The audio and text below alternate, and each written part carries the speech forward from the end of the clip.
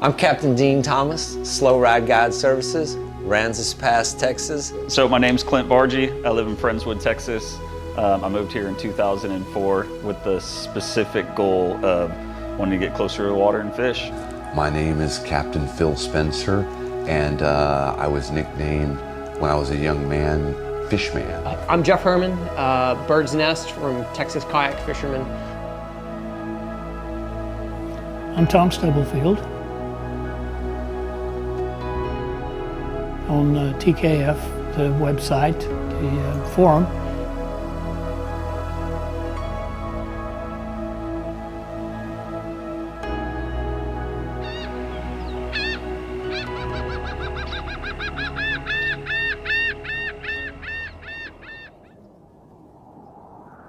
Well, let me tell you about how I got into kayak fishing. I was doing a lot of wade fishing, trying to cut my teeth on saltwater fishing. And I was out there slugging around in the Christmas Bay one day, and this guy came by in this little yellow kayak, and he was chasing this school and catching them. My daddy didn't raise no fool. I wanted to find out what that was that he was fishing out of. So I didn't even have kayaking on my radar because there were so few kayakers at that time, you just didn't see them. Well, in the beginning, there weren't a lot of choices on the market. None of the kayaks initially were intended for fishing per se. It was all a secondary aspect of having the kayak. So they were all super skinny. They didn't make big kayaks.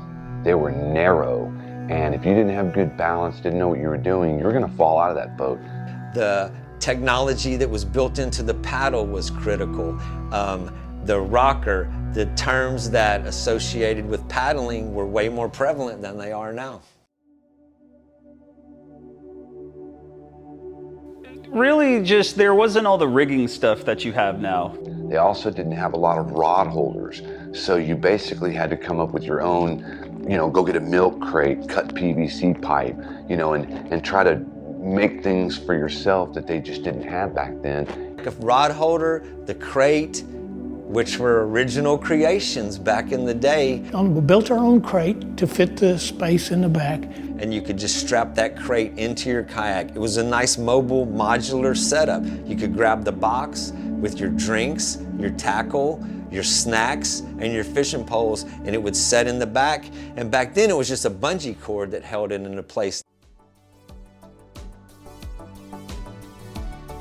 ACK was in a garage, or actually a storage unit at that time, where they could just open these garage doors down the way.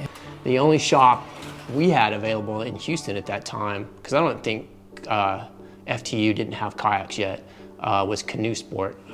And so there were two sea kayakers there named Charlie and Bruce that ran that shop, but they were also outfitting these sit-on-top sea kayaks for fishing machines.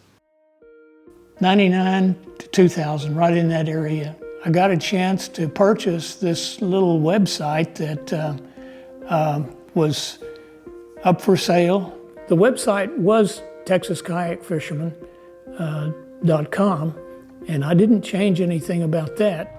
I felt like that, okay, I'll just buy this little website and see if we can make it popular.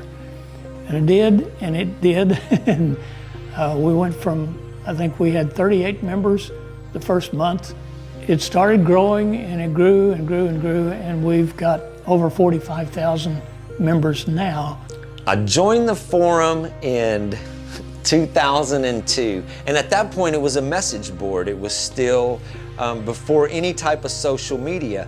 It was a great forum where people asked questions and people were helping one another. It just exploded there right before the Facebook era started.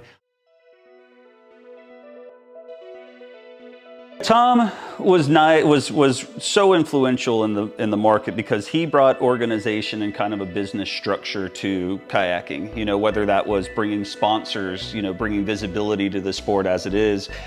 TKF was an incredible driving force to encouraged people to create products and open doors to markets, and it connected people to products and connected people to markets that previously weren't there. Bringing visibility of big business to what we were trying to do, which led to the innovation. Help the manufacturers come up with the things that they needed to do to change the kayak. Every time somebody would change a mold, they'd come and ask and see what we needed. Without TKF, the early days of the tournament scene would have never happened. What it did is it gave a platform for communication for people. At the time, there weren't very many kayak tournaments out there at all. There were other forums around the country that we weren't intermingled yet. And then we discovered the North Carolina group, and then we discovered the Florida group, and the TKF connected with those guys, which led to Nationwide Kayak Series. And it was all coordinated through boards like Texas Kayak Fisherman. So all that traffic was, these national tournaments were happening because of Texas Kayak Fisherman. The EEF tournament series was popular in Florida. We decided that we'd get a bunch of the guys together and we'd travel down to Florida and see if we could compete with them. We decided we'd go try it, and we whooped them. These Texas fishermen knew how to fish in Florida too. The tournament stories were, they grew along with TKF the same as everything else did. As it's grown, it's really been fascinating to see the evolution of like the motors being incorporated and the pedal drives being incorporated. The way I've seen the sport evolve is when it first started, again, they were very narrow. You didn't have a lot of place to put rod holders. Now they've got pedal drives. You can put trolling motors down in the kayaks themselves. You've got gear tracks and compartments. Where the sport of kayak fishing goes next is a good question. You know, I think materials-wise might be the next thing you see in kayak fishing. I think that what we have will continue to evolve. The boats that are designed to fish the flats will probably become more specific to efficient paddling boats, to more efficient in the wind, to covering distances. You have the boats that are going to be offshore that are going to evolve into more seagoing craft, more specific.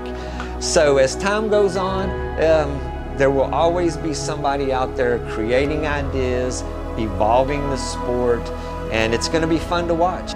I'd like to see a gravitation a little bit more to the fundamentals, a little bit more to the basics. You know, let's get back to what we got into kayaking for in the first place, which was just real simple, low cost, interaction with nature.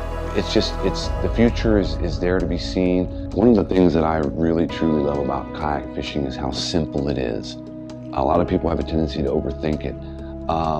Getting out on the water, being, one with nature, going slow, taking your time and looking at the bottom and seeing things and realizing how beautiful nature is.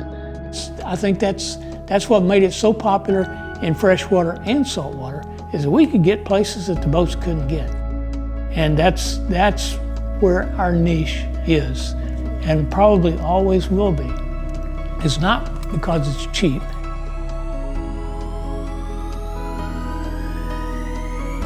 but because you can get to the fish that nobody else can get to.